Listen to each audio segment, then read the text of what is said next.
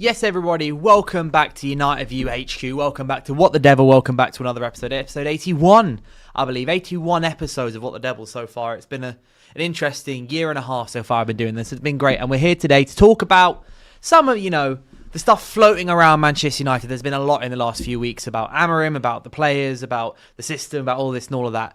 And I think we're all finding it quite hard at the moment with only one game a week, one win a month. It's not the easiest time to be a Manchester United fan, but one shining light from the Brentford game, if you can pick out any shining light for me, was Benjamin Šeško scoring his first goal for the club. And today I'm joined once again by Firms. Good to have you back in the building, my friend. Yes, Talk about all the latest Manchester United news, but I do want to start on Benjamin Šeško because there's been some discourse around him. Obviously, there's always the whole 007, who's going to hit it, who's not going to hit it memes, and Šeško escapes it, quote unquote, because he got his he got his goal against Brentford, and he didn't celebrate. And obviously, there's also Rasmus Højlund's now scored 3 goals. He scored 2 goals last night for a 2-1 win against Sporting for Napoli. And so there's some conversations around Šeško, but I firmly believe, I don't know what you guys in the comments think, do let me know in the comments, get your super chats in, all of that, about what we're talking about, and then your opinion on what's going on at United at the moment. But I do believe that he's actually been a bit better than people are giving him credit for. He's having it hard because we didn't supply Højlund last season enough. That is clear. Despite Højlund's faults, it's also clear that we didn't supply him enough. And also, I think Šeško is suffering from the same thing. This team needs to get used to playing with a big striker like Šeško. And they got to start getting their crosses in. But I think from what he's been given so far, I actually think Šeško's been pretty good. Yeah, I do feel as well. I feel like you just know when you see a player and you can tell that they're a baller. And every time I see Šeško touch that ball, I see someone where he knows what he's doing. Do you know what I mean? He's got a good first touch. He can bring other teammates into the play. He can get on the end of a ball header. He's got the ability to shoot on sight when he sees that space. He's got all the characteristics that I can see where, he's going to be a good striker. And I was worried at first because I was thinking, I hope that we don't bring in a striker like Šeško and then all of a sudden things just go pear-shaped and it don't look like he was when he was at his previous club, RB. But to me, he looks like the exact same player, a talented gem. Someone that's still a bit raw, but he's still got all the attributes to be a quality player. And for me, I'm never worried about a striker moving on when we're replacing that person with another quality forward, which we've done, in my opinion, with Šeško. And like you said, I feel like Šeško's definitely going through the similar situations that Rasmus Højlund is. And we've seen enough of a sample size to know that when players do move on, they go on to, do better. And there is a bit of an element there of Premier League's a tougher league and you're going into another league where it's less pressure and all of that stuff. But there is that same thing about, we're still having these players with quality and not getting the best out of them, and other teams are managing to do that. So how do we go about fixing that and resolving it? Yeah, it feels like Šeško, the issues that Šeško had at Leipzig. So people, when we signed Šeško, everyone was pointing out like his goal scoring, for example. He scored like 13 Bundesliga goals last season, and you go, well, he's not prolific. He's not this he's not going to grab you 40 goals, whatever, in the same way that Harry Kane has been doing at Bayern, or Haaland has been doing, or that like Gyökeres was doing at Sporting to start with. But the thing is you look at why that wasn't happening at RB Leipzig, and it's because they weren't crossing to him. Like when he first came in, Šeško first came in. Amorim said that he wants Šeško to work less hard. He was like, I want Šeško to be on that line, be getting receiving the ball with the defenders, turning, running through on goal. And Amorim says that. And I think back to that now, 6 weeks ago when he said it, and you think we're not playing into the way that that Amorim says. So if you do want these players running through on goal, you need to be feeding them. And we just haven't been feeding them. And then Kevin De Bruyne last night was speaking about Højlund, and he was saying Højlund comes in too much. He comes deep too much. He needs to be attacking the space ahead of him. And that was Højlund's issue at United. So what he never did at United, but at the same time, I'd also argue we didn't really give him enough chance to do that at United, to attack the space. And it does feel like it's a similar thing at United at the moment with Šeško. But I do agree with you in that I feel like Šeško seems to know what he's doing with the ball more than Højlund did when he does have the ball. Some of the flicks he's doing, finding his teammates and making the right runs and stopping and getting ahead of the ball at the right time. Yeah, it does feel like he's more switched on what he should be doing, though, which is why I think he's actually been better so far than others have maybe claimed or said. And obviously he's only got 1 goal. But we haven't been feeling enough. And I think that he will still score goals for us this season. Look, I think like the general like fan base, or whether it's your rival fan or you're a fan of Manchester United, you look at Šeško, and right now he's just coming to the club. Like you said, everyone's thinking about 007. Šeško's narrowly avoided that. I saw a picture of Wirtz in the suit, 00 James Bond suit. And I thought, thank you, we don't need that stress. But people don't really look at us. Manchester United fans are going to look at the finer detail. We're going to look at, how is this guy performing? Look, many people, again, with Xerxes, for example, we know that Xerxes is a baller. We watch this guy every time he plays, when he does play week in, week out, whatever. We know that this Xerxes guy is a footballer. There's a footballer in there. But a lot of people will look at him and be like, that don't really watch the club, that don't really watch the players like that. Will look at Xerxes and think, I don't know if there's a striker in there, He don't get a lot of goals, so therefore he's not really doing anything and he has no value. But there's a huge significant proportion of the fan base that will look at someone like Xerxes and be like, I would love to see him play more, because I think like he can unlock Mbeumo, he can unlock Cunha, he can unlock Šeško even, because he's got that ability, that vision to link up play at an even higher level than what we've currently got, and he acts as that Firmino role that you've heard being thrown around here and there in ways that he linked up, Salah and Mane. And I think that people are looking at that with him, and Šeško as well. I think he's got all that talent as well as a baller. It's just got to click, and we've just got to give him time to settle. But I don't think it's necessarily even about that. Come to think about it, I just feel like we need to play to his strengths, like you said. We need someone that knows how to use these crop of players that we've got. It's not working, and I don't know why. You got Verdemeida at Newcastle that's on how many goals now? Didn't he score the other day in European football? He's got 3 goals, 3 or 4, yeah. It's just like, I just don't understand where it comes to Manchester United. We just need all the time in the world. We need an adjustment period all the time and things like that. I really just want our players to kick on and a manager that can get the best out of them. You mentioned Xerxes. That's also another interesting topic to have, because you've got all the rumours surrounding Ruben Amorim, the potential other replacements that could come in if the club decide that Amorim was to go, and we will touch on that later. But Joshua Xerxes is one where I look at him and I think, I do agree, if you look at him, that there's a good footballer in there. But at the same time, I think if we were to switch manager and we were to end up playing a manager who plays 4-3-3 or 4-2-3-1, etc., I can't necessarily see a place for him, because there have been links recently that United still want to sign an experienced striker next summer. So maybe someone who's 29, 30, 31, who knows how to score a goal or two and can kind of either give Šeško a rest or give him some competition and like kind of let the younger players like Šeško, 22-year-old, grow. But then where does that leave Xerxes? Xerxes 24, and then he's turned 24 in the summer, and obviously next summer he'll be turning 25. He'll be kind of entering the years where you think, okay, you've got to be consistently starting all the time now. You've got to be scoring goals if you're a striker. You've got to be creating, etc. But does he, if we were to get rid of these like left and right number 10 things that Amorim has currently under his system in the positions, does that leave him stranded? It's tough. As in, if we change that formation to let's say United get rid of the 3-4-2-1 stuff and were to swap, even let's say Amorim were to swap it around, because I think we all agree at the moment we're not going to ever make any progress in the current formation, the current system. Like, it's been found out too many times already this season. Our only wins have been a 97th minute winner against Burnley and Chelsea going down to 10 men when we scored our 2 goals. When it was 10v10, we then conceded and lost 1-0 against Chelsea when it was 10v10.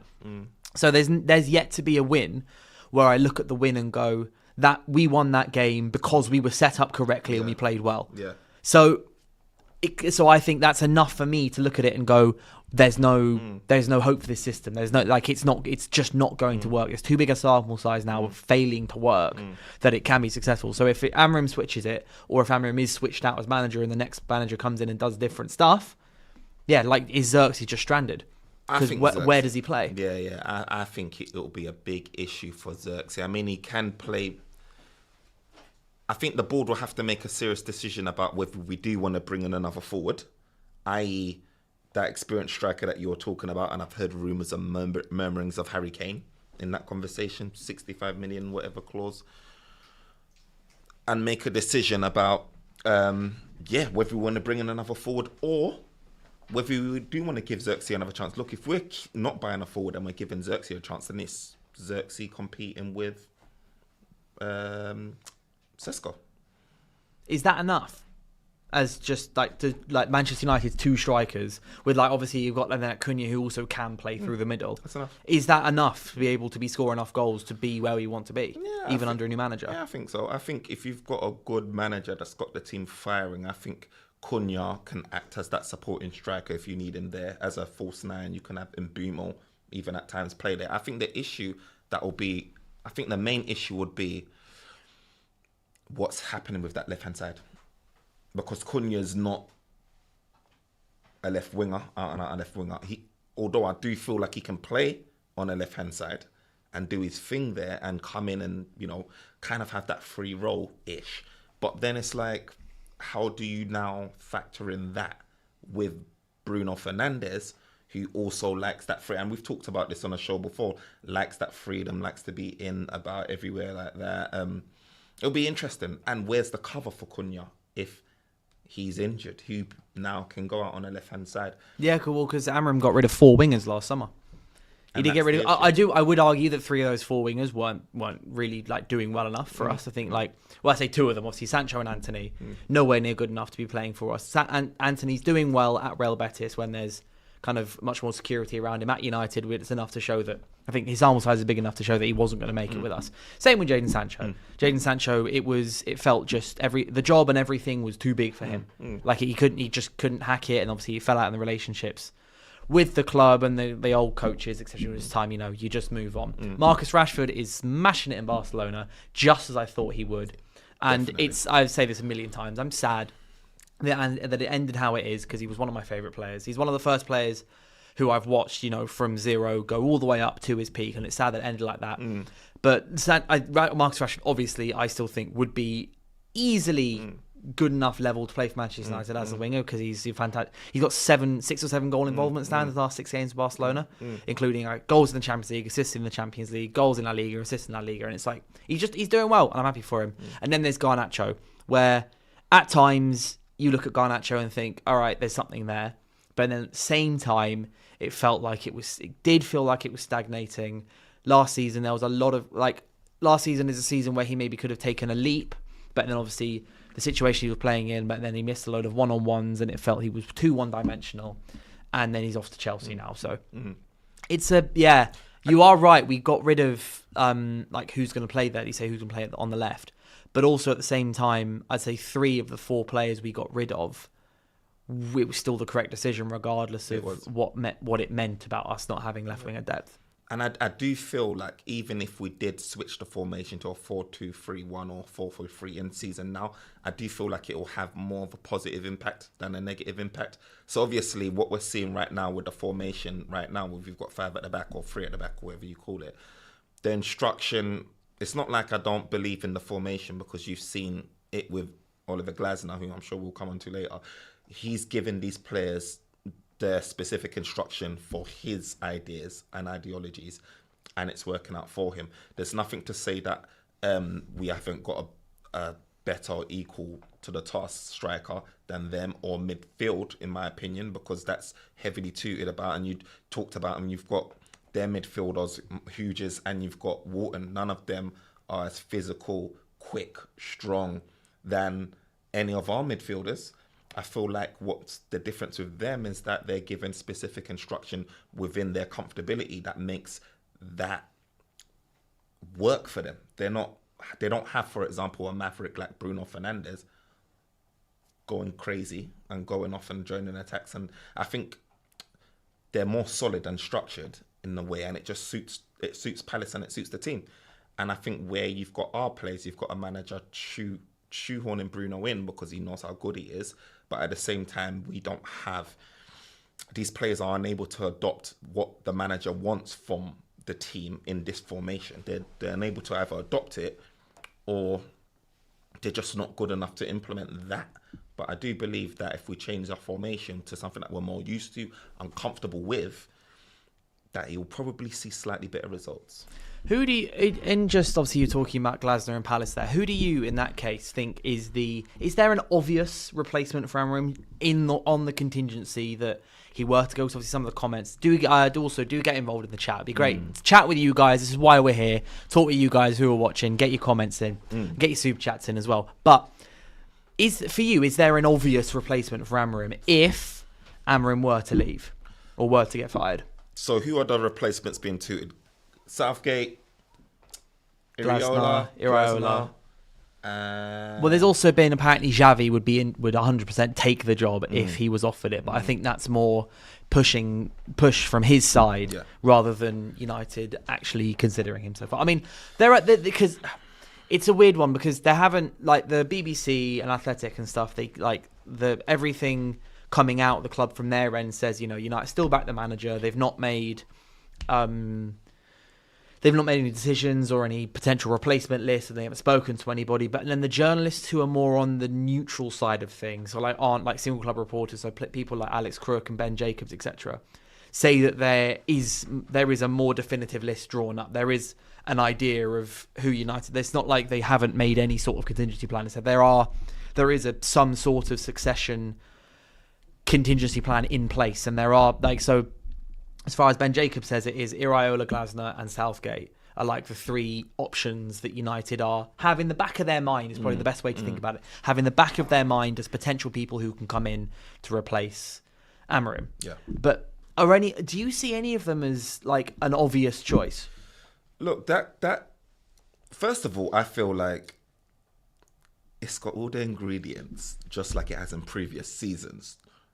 That's giving me the vibe that Amorim is not going to last. It's a when, not if. It's a when, not if.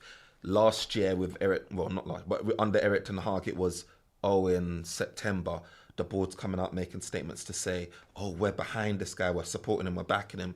Fast forward now, October, interim manager Ruud van Nistelrooy is in. Do you know what I mean? And it's just, they're never going to come out and say,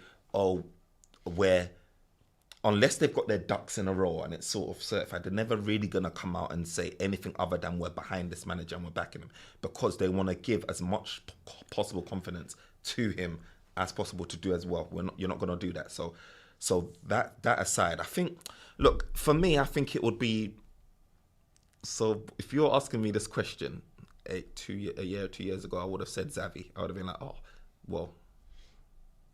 if you're asking me this question before we've got Amorim in and seeing what Xavi's done with Barca, I know the time scales mean, and I'll be like, Xavi, shiny new toy, Spanish, blah, blah, blah, blah, blah. He's going to do the most. He's won the league with Barcelona, X, Y, and Z. Knowing what I've known, seeing what I've seen now, it's probably leaning towards Glasner. And I say that because, look, Glasner's one of those people that, he went from Las Links. He went up from the Austrian league. He's got multiple league experience there. He went to the German league, Wolfsburg. He managed them. He did his thing there. They finished 6th the season before he came. He finished 7th, but then he got European qualification, got to the last 16. The following year, and then he moves to, Frankfurt? Following that stint, he moves to Frankfurt. Again, I think they finished a little bit lower than when he first joined them, but then he wins their first trophy for them in God knows 40 years or whatever it is, since 1980, the first European title, which was the Europa League. He won it for them, and he's shown that he can take teams from bad situation to a good and achieve success with it. And now he's come over to Palace. You can see that with Palace as well, got solidity there. Everyone can see that they don't concede goals easily. They're really structured. And for me, we need defensive solidity more than anything right about now. We're leaking goals. We've invested heavily in that space. And I feel like he can come and bring a bit of solidity there. And obviously, he knows what to do with a forward, because you can see Mateta now. He's shining. He's doing his thing. He's like capturing the eye of Manchester United, a guy that, otherwise you would have thought is don't have the shining, you don't have the fanciness around him to be like, it's just Mateta, but he's doing well. So I would say Oliver Glasner, but Dylan, we've been here. This is the issue. Okay, I'm not going to say that I don't think Glasner's not a fantastic manager, but I think there are some underlying Palace are doing amazing right now, right? They are 18 unbeaten. They just beat Liverpool. They've got they're opening their debut European they're going away. They're playing Dynamo Kiev in Poland tonight. Like, this is the first ever European UEFA away game that wasn't the qualifying rounds they had earlier on. But the way Glasner plays, I think, suits them really well. And I'm a bit worried that everyone looks at the results about Glasner and what he's getting out of Palace and thinks that he can then do that at United without it still being like 30% possession football. Because Palace don't have loads of possession. They're very tight. They're very organised. They're very quick to get up the pitch and get their goal and direct play. But whenever they've had like over 50% possession, they lose games. Glasner lose before their unbeaten run, they conceded 10 goals in like a week. I think I remember it. It's like they lost 5-1 and 5-2, and they had load of possession, and they changed up, became more tight, became like in the summer they became more staunch in front of goal, and then played a little more counter. And like Ronnie Dodger said here, I think Glasner said he prefers playing 4-4-2. Big up Ronnie, hope you're good. And yes, he said that before. He said his favourite formation is 4-4-2. But it's just I think the way he sets up, like you're seeing at the moment, Thomas Frank's lost one game at Spurs. Only lost one game. But at the same time, there are some, I've been speaking with Abby and stuff, and the people are saying that some of the fans are like, it's no creativity. There's it's lacking in ingenuity at the minute. That could just be because Thomas Frank is like getting settled in. He wants results first, and you build on results and you build on momentum. Then you can play more expansive football. But there's people like Xavi's not playing in the midfield, inside in the central area of the pitch, when that's probably where he's best. But obviously they are missing Maddison. They are missing Kulusevski and co.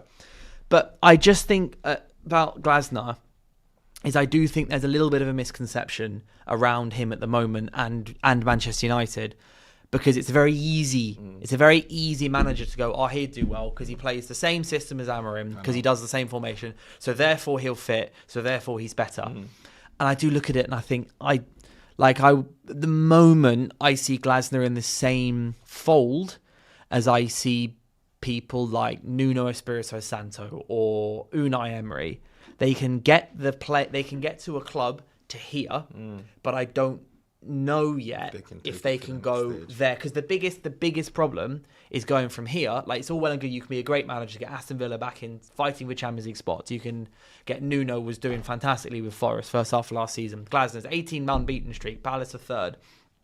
But it's then going, okay, how do you become better than Arsenal? How do you become a better team than Man City?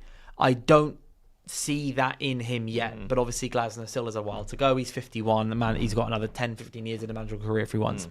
Whereas someone like Iraola, I know I see Iraola as more with someone with a higher ceiling and the ability to get a club to go up like that. I think Iraola also fits. Iraola fits the style that I think Manchester United fans actually want. His football is so direct. We want direct football, that's what we're not got under Amorim. It's what everyone loved about Solskjaer. His football was so damn direct. Eric Ten Hag's first season, that football was so direct. Iraola's the same. Iraola also lost 3 of his 4 centre-backs and smashed it still. Bournemouth is still high flying. I think they're 5th at the moment, 5th or 6th. They're doing really well. And obviously he's got Semenyo, who's just such an amazing wild card. He's got Kluivert and Evan Nielsen and stuff. I personally think Iraola, out of those 3, because out of Southgate, Glasner and Iraola, would probably be my choice. But I also really like Xavi. In terms of someone who understands, I think, what Manchester United's core principles are, I think Xavi probably understands it the most, because I would compare Barcelona's ethos to United's as for a continental club. I think the clubs, I think Barcelona players and people who are involved in Barcelona will get Man United more, I think, than others, because Amorim says he gets United, but sometimes I don't necessarily think he does. Yeah. I think he maybe plays it too safe. He's not playing the way that United fans would expect and want him to, but. Yeah, I think Xavi, in a sense, like I was saying before, if you asked me this a while back, I would have said, Xavi, this is not a question. the positives I'd say about Xavi is he's obviously managed at one of the world's biggest football clubs. So he's now got experience of what it means to wear the badge. Or, well, he's obviously worn to hold the weight. Although I would weight. say he left because he said it was too much. That is a little caveat, is he did leave because he said the pressure of managing Barcelona was too much. But at the same time, he won a league title and he was there when all the financial, he's like part of the financial stuff was going on. So, oh no, he had to go play all like the kids and he ended up discovering Pedri. I think he gave Yamal his debut and all that. I think Xavi's great. Look, and that's it. I think like you mentioned, like I think when he said the pressures, and I thought, look, you're gonna get this at Manchester United just like you did at Barca from day one. We have got a global fan base just like Barca. The scrutiny at Manchester United is like no other. Can you manage that? Do we want another manager coming in and then he's here for about a year and a half, and then he's now having issues with the board or whatever it is? Because for me, if Xavi comes in, I look at this guy and think, we went from having a profile, we were trying to discover who we are, have this identity again, rediscover it. We went from having, with Amorim, fast, physical specimens. You get in your Dorgus, Leons, you get in your Mbumos, you get in your Cunyans. Xavi's going to... And now we want Belieber, by the way. And the board and everyone signed up to that, it seems. And we may go in for him next summer. Now you might have Xavi come in. And what's Xavi going to want?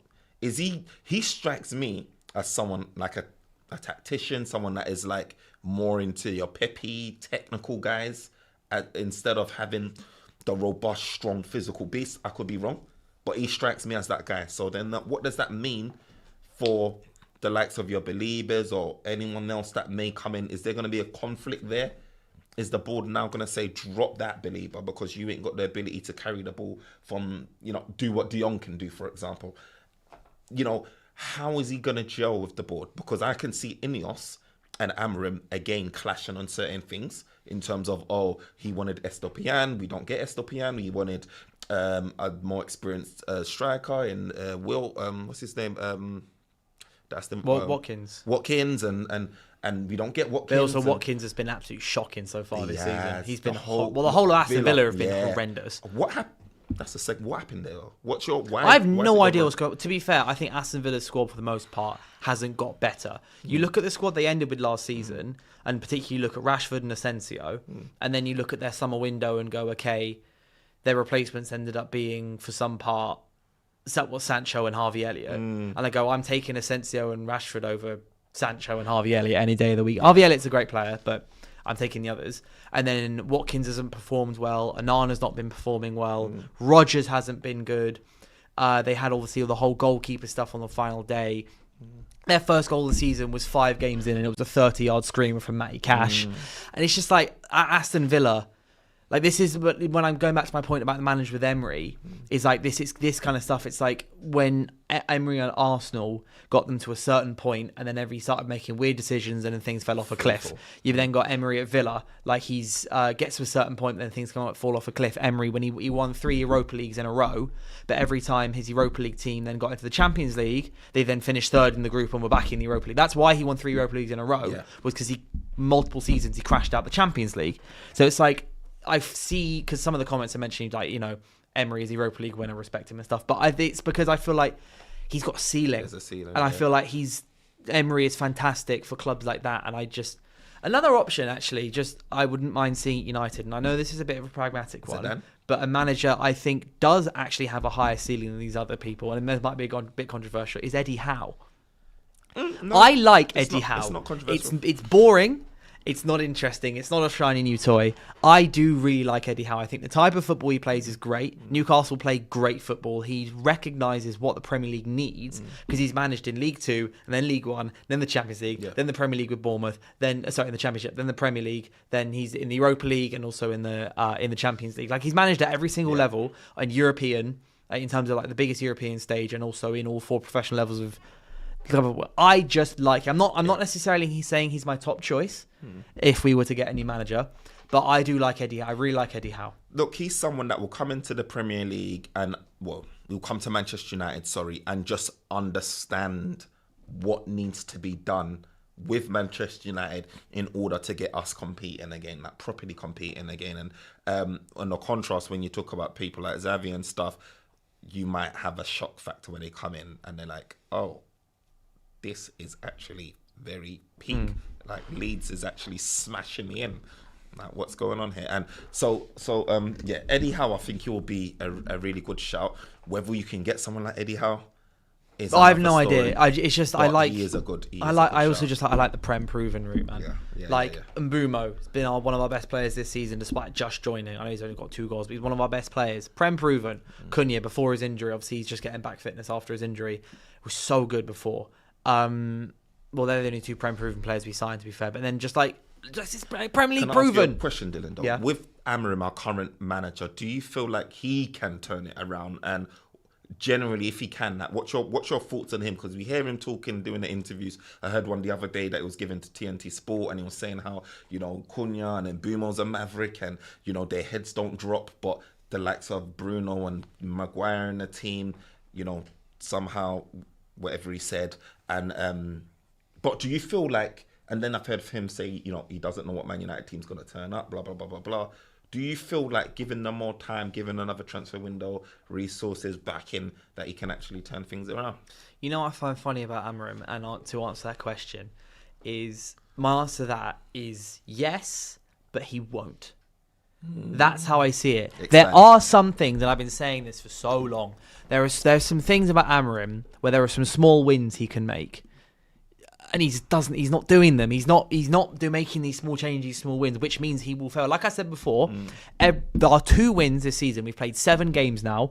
Our 2 wins this season, as I said, were a 97th minute winner, Bruno Fernandes penalty, and then scoring 2 goals against 10 men Chelsea before then conceding when it was 10v10. Like, we've only scored 1 goal when in a winning game. Wait, no, ignore that last sentence. But basically, we've not won a game, as I said, we've not won a game where I go, that is down to the fact that we played well and the tactics worked. Yeah. There's not been a single, because our 2 wins have been, they're down to 97th minute winner, and Mbumo getting on the score sheet and just being lucky with a counter-attack immediately after kickoff, and then 10-man Chelsea. But I'm like, change it. Our squad is good. I've been saying this for a while, and I do genuinely believe our squad, at least our starting 11, a lot of our players, they're good players. You don't look at Šeško, Cunha, Ahmad, Bruno, Yoro, Matthias de Ligt, Mazwari. You don't look at these players and go, they're a team. They're the 14th best team in the league. They're not. We're not the 15th best squad in the league. We're not the 14th best squad in the league. But they're not platformed. So if you change some stuff up, if Amorim changes some stuff, like I do actually think Amorim's a good coach, but he's just being so naive with this one little thing, this 3-4-3, like, because he's 40, he's got 25 years in his managerial career left to switch stuff up. And if he did, I actually think he would succeed, because the players I don't think I've seen a group of players more behind a manager during bad times than Amorim at the moment. Like when we were in the pits under Solskjaer, under Louis van Gaal, under Erik ten Hag, Mourinho, etc. I look at the players and I go, yeah, these lot actually. They don't know what to do with themselves. But under Amorim, I do actually think that they are still behind this guy. They want to believe in this guy. They want to win under this guy. But the way they're being platformed makes it impossible. It makes it impossible for them to win games. And so if Amorim makes some changes, then the players will play for him. They'll still play for him. They'll work as hard as they possibly can to win these games. But Amorim needs to set them up correctly. And he won't, which is why I think it's not going to last. But he could. But he won't. I kind of look at this team and think where we have played just simple football, not too many tactics. Like under Oli, we played some of our best football, and he did. I don't think he gave these players too much tactical instruction. You know what I mean? He let them play on instinct. He let them play on instinct. These players aren't in a system at the moment that allows them to play on instinct. Oh. Like the best players in the world, they play to their instincts. Like Cunha, I think Cunha and Mbumo and Bruno, at their best, they're instinct players. Bruno looks up and goes, I can see that run, bang, I'm just going to do it. Yeah. Cunha goes, oh, there's a bit of space there, you know what, I'm just going to dart in there. Yeah. And Mbumo goes, oh, he stepped half a second too far this way, I'm just going to cut in now. Yeah. Like they play to their instincts, and that's when they play their best football. But at the moment, it feels like they're not playing their best football because they're not playing on their instincts. Because they're not platformed correctly. So do you think then if a manager that's coming in imposing too much restriction, then because Glasner, in hindsight, is a guy that likes his structure. He likes his solidity. And then obviously you've got Xavi, he could come in and he likes, I'm sure he's going to be down to the T with what he wants.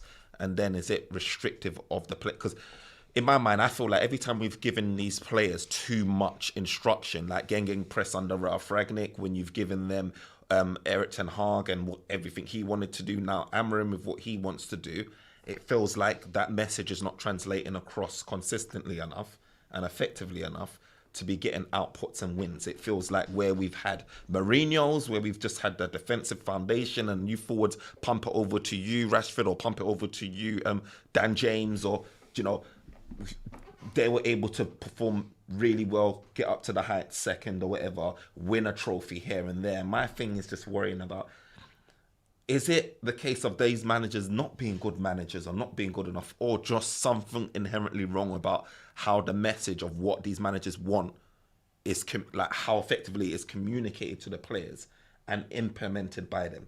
Because I just worry that some of these managers are leaving Man United and they're saying, these guys didn't do what I wanted them to do. It's fine if, you know what I mean? It's fine if they're doing what you want them to do, but we're just not finishing high up in the table. But it's wrong when the manager's saying they didn't do what I wanted them to do, because then we're just like, why?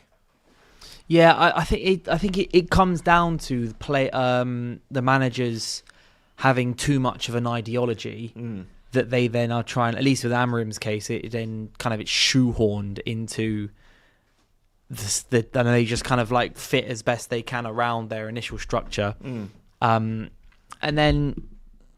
Yeah, just like not then actually making adjustments to compensate. Like Pep Guardiola, for example, his system at City, his system, instructions, whatever, have evolved so much over the years. If you think of the initial Pep teams, it was flying wingers.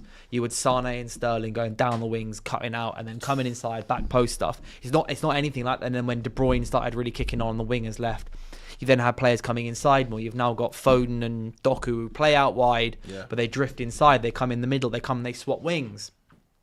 And there's no like central creator at the moment because obviously De Bruyne's gone, and so he's adjusting for that. Like Pep Guardiola's adjusting. It's why he's the best manager in the world right now and has been for the last 10, potentially even 15 years, because he adjusts, and he understands that while you want your players to learn a specific system, you make sure that system is getting the best out of all of them. Like John Stones, for example, as a centre-back, Pep Guardiola has spent so much time organising that defence when John Stones was playing amazing football couple seasons back. It was because they were playing to his strengths. With Rodri, they were playing to his strengths. They were making sure that Rodri had the ball in the right spaces, and their players dragging players away from Rodri so he can get the ball, collect it, and move it forwards. But I want to move on. One of the comments here says, where's it gone? Chris Amoy, that's it. I'm surprised about how fans are failing to notice how much the goalkeeper is costing us. All teams face threats similar to us. The difference in our case is we ship easy goals, which demoralises the players. I agree. And then moving on to talk about the Sunderland game this on Saturday, we've got to change the goalkeeper, man. We've got to change this goalkeeper. Genuinely. Like, that third goal, it was in the middle of the goal. Bayindir was standing where it went, and it still went in. Bayindir, like, Andre Onana, we can all agree, did not work, right? That didn't work out. He was making too many errors, and it just became a bit ridiculous. But Bayindir is not a better goalkeeper than Andre Onana. He's simply, in terms of just saving shots, and Andre Onana had his faults. He became too flustered at points. His parrying wasn't good, and all that, which is why we see some of the goals. But Andre Onana still made some good saves at points. Although Bayindir just hasn't been. He made a couple decent saves against Brentford, and then he pulls that out of the bag. The third one for Jensen's goal. Start Sen Lamont. Please. Why do you think Sen Lamont hasn't started? Are you still on the thing? I have no idea. So my theory is the fact that this goes back to the whole Amorim not being happy that he didn't get what he wanted in terms of the goalkeeper pick. That's my theory.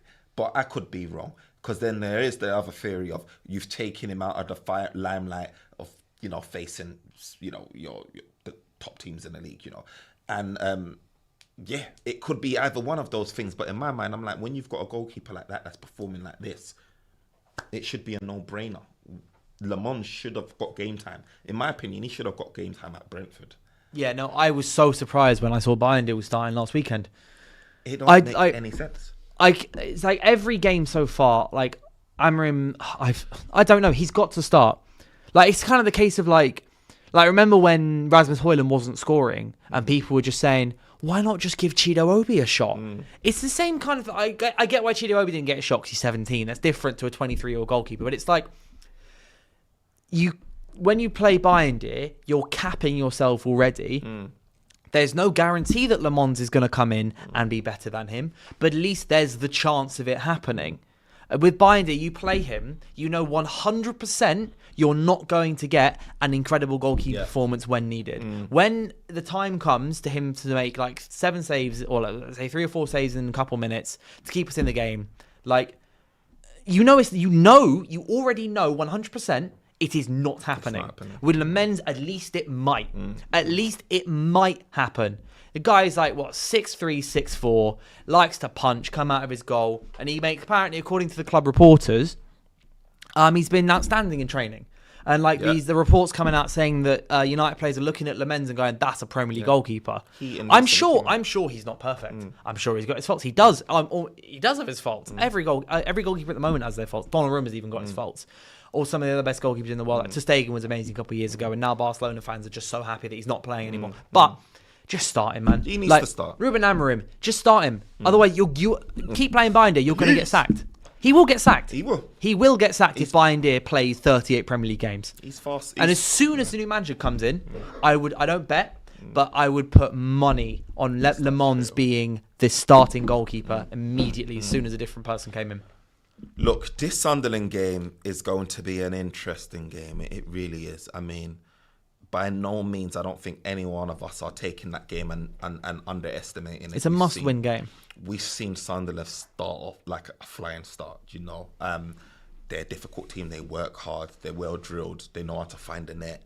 You know, they're full of adrenaline now. They're in the Premier League. They're not looking to go back, you know. You know how embarrassing it is, by the way, if they win? Bro.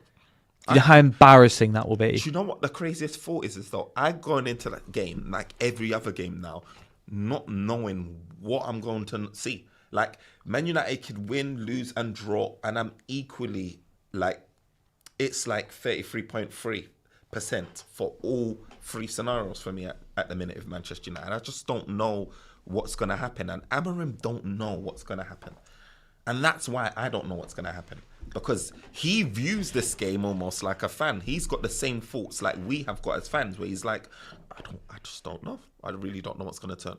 Like, Amorim also, I think he needs to trust his younger players in this game. It happens so often where, like, as soon as, like, you know, there's problems, there's issues. Like Solskjaer, for example. Remember the whole Dean Henderson, David De Gea thing? When Solskjaer's job was starting to get everyone starting to be a bit like, oh, this isn't going well, he kept David De Gea because you go, I want the senior men in there. You've got, like, Amorim is trusting his senior guys to pull results out the bag. When I'm like, you've got to go the other way. Trust the young guys. Trust the guys with no fear. Trust Kobe Mainu. Start him.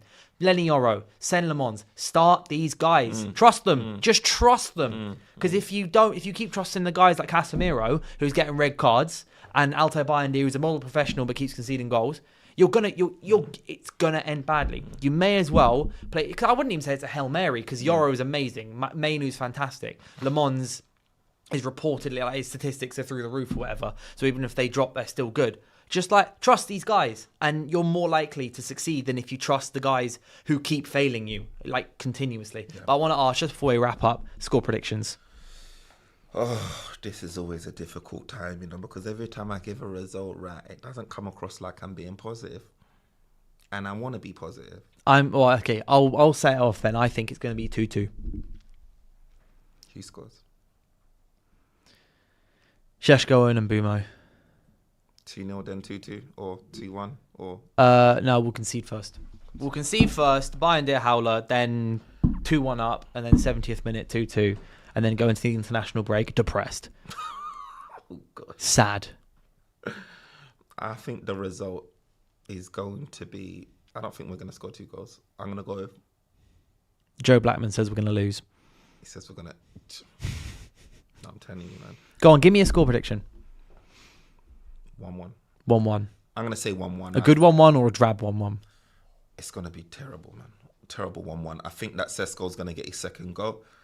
But I do feel like we're going to try and defend it out. We're going to score first. We're going to try and defend it out, and then we're going to concede, and we're going to be back to having this debate about Amorim. Oh, interesting. Brendo says we're going to lose and Amorim will walk in the international. Hey, international break's big on. If you don't win this game, like I got it said on that board, Sunderland is a must win, because if he doesn't win, He ain't going to walk. game over. Yeah, he won't walk. I know he said before that rumours of it now. He won't walk. He'll want that compensation. But regardless, thank you guys so much for watching. It's been a pleasure, despite the fact that all the topics are so grim and so sad, and you're trying to find a positive light in what is just something very depressing at the moment. But regardless, let's hope and pray for a win against Sunderland. Last game before the international break. Next week, I will be back at 1 p.m.